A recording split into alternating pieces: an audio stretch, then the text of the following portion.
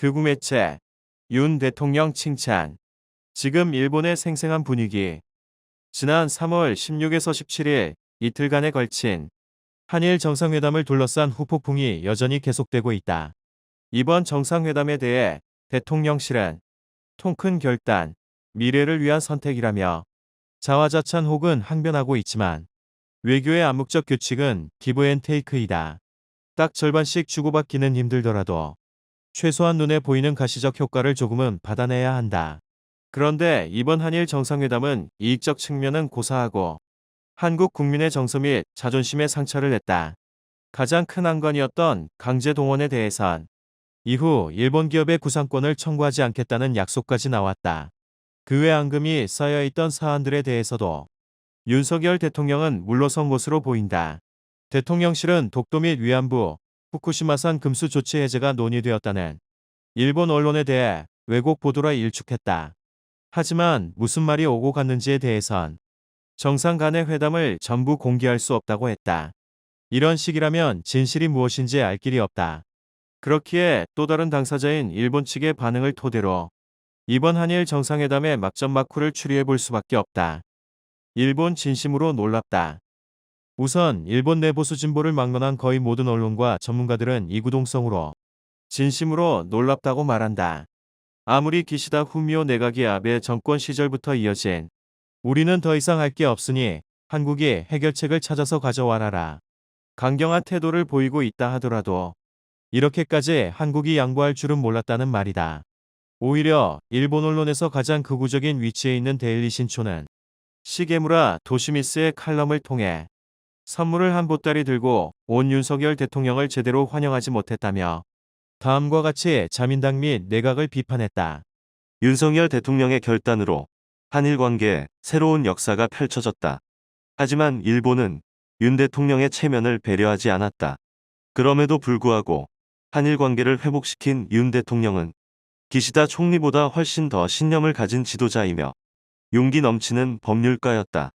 반면 일본은 체면과 대의명분이 정치 생명에 결정적 영향을 주는 한국 정치 최대의 가치라는 인식조차 없었다. 또한 시게무라는 칼럼을 통해 윤 대통령이 방일 인터뷰 매체로 아사히 신문이 아닌 요미우리 신문을 선택했다는 것이 역사적 대사건이라며 큰 의미를 부여했다. 윤 대통령이 방일 직전 요미우리 신문과 인터뷰한 것은 일본 신문 역사에 남을 대 사건이다. 한국의 거의 모든 대통령은 지금까지 아사히 신문과 인터뷰했기 때문이다. 그의 이러한 자세는 아사히 신문의 한국 관련 보도를 그다지 평가하지 않는다라는 윤 정권의 입장 표명이자 아사히 신문 권위의 추락을 의미한다. 아사히 신문은 지금까지 보도 및 사설을 통해 좌파 문재인 정권에 가까운 모습을 보여왔으며 위안부 및 진용국 문제에 대해서도 문재인 정권에 호의적이었다고 윤 정권은 판단한 것이다. 가장 극우적 매체인 데일리 신초 그리고 평소 극우적 입장의 평론가로 이름이 높은 시게무라의 윤석열 대통령에 대한 이러한 극찬은 시사하는 바가 크다. 한편 의 칼럼에서 언급한 진보 매체로 분류되는 아사히 신문 역시 17일자 사설을 통해 다음과 같은 견해를 보였다. 한국 윤석열 대통령이 방일 기시다 총리와 회담했다. 이번에야말로 정체되어 왔던 양국 정상외교의 종지부를 찍고 빈번히 서로 얼굴을 맞대 호혜적 미래를 논의해야만 한다. 이번 회담을 그 기점으로 삼고 싶다. 지금까지 서로의 왕래를 막아왔던 것은 역사 문제였다. 특히 최근 몇 년간은 한국 사법부가 일본 기업의 배상을 명령한 징용공 문제로 대립이 심화됐다. 이 난제에 대해 윤 정권은 한국 정부 산하 재단이 배상액을 대신 납부하겠다는 해결책을 발표했다. 그로부터 불과 열흘 후 실현된 이번 회담이다. 양국 정상이 왕래하는 셔틀 외교의 재개를 약속하는 건 당연하다. 아사히 신문은 이 사설을 통해 한국 내 반발 여론 등을 거론하기도 했지만 전체적으로 윤 대통령의 이번 방일을 계기로 한일 관계의 청사진을 그리자고 당부한다. 데일리 신초처럼 표현하는 극찬은 아니지만 환영한다는 입장을 보인 셈이다. 윤 대통령 덕에 지지율 회복한 기시다 총리. 여기엔 여야가 따로 없다. 이번 정상회담에 대해 일본 제1야당 입헌민주당의 이즈미 겐다 대표는 한국 야당의 반발이 심하다고 들었다면서 나라도 직접 나서 한국 야당 대표들과 만나 설득하고 싶다며 말했다. 국내 정치 한건, 특히 다카이치 사나의 경제안보 담당상이 경질 문제로 나를 세우고 있는 상황 속에서도 윤석열 대통령을 돕겠다고 야당 대표가 나서고 있는 것이다. 언론 및 정치권뿐만이 아니다. 각종 매체의 17에서 19일 여론조사를 보면 한일 정상회담을 잘했다고 평가하는 일본 국민은 63에서 65%로 집계되었다. 양국 간의 사이가 좋아질 것이라는 의견도 소폭 상승했으며 특히 지난 8개월간 30%대로 정체되어 있던 기시다 내각의 지지율이 의미 있는 반등을 기록했다. NHK와 교도통신의 여론조사에서는 각각 40%를 회복했으며 평소 기시다 내각 지지율이 가장 박하기로 유명한 마이니치 신문 여론조사에서도 35%를 회복한 것으로 나왔다. 당연히 기시다 총리 입장에서는 윤석열 대통령이 고마울 수밖에 없다. 작년 여름 참의원 선거 승리를 계기로 기시다 2차 개조 내각이 출범하면서 기시다 총리는 큰 선거가 없는 황금의 3년을 맞아 자신의 정책을 마음 놓고 펼칠 수 있는 절호의 기회를 맞이했다. 하지만 인플레로 촉발된 내수 경제, 통일교 관련 내각 대신들을 경질하지 않는 등 여러 복합적 문제로 인해 지지율이 30%대로 급락했다. 일본 정가에는 내각이 20%대 지지율을 기록할 경우 내각 총회선 중의원 총선거를 통해 국민의 신임을 다시 받아야 한다는 암묵적인 룰이 있다. 즉 기시다 총리 안팎으로 공격받는 처지였다.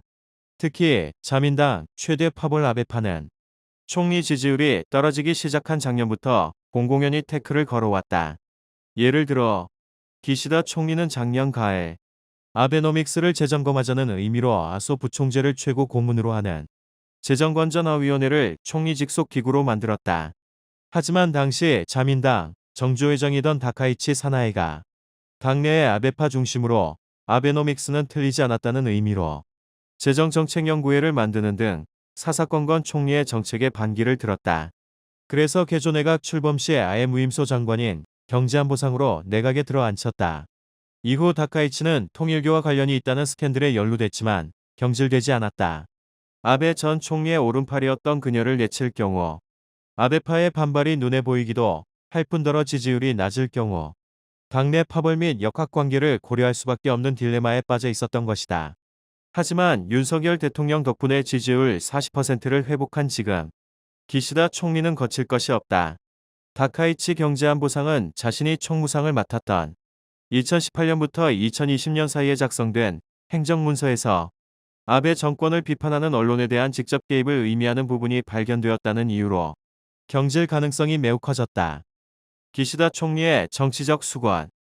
기시다 총리는 오는 5월 자신의 고향에서 열리는 히로시마 주요 7개국 G7 정상회의에 볼로디미르 젤렌스키 우크라이나 대통령과 윤석열 대통령 등을 초청한다고 발표했다.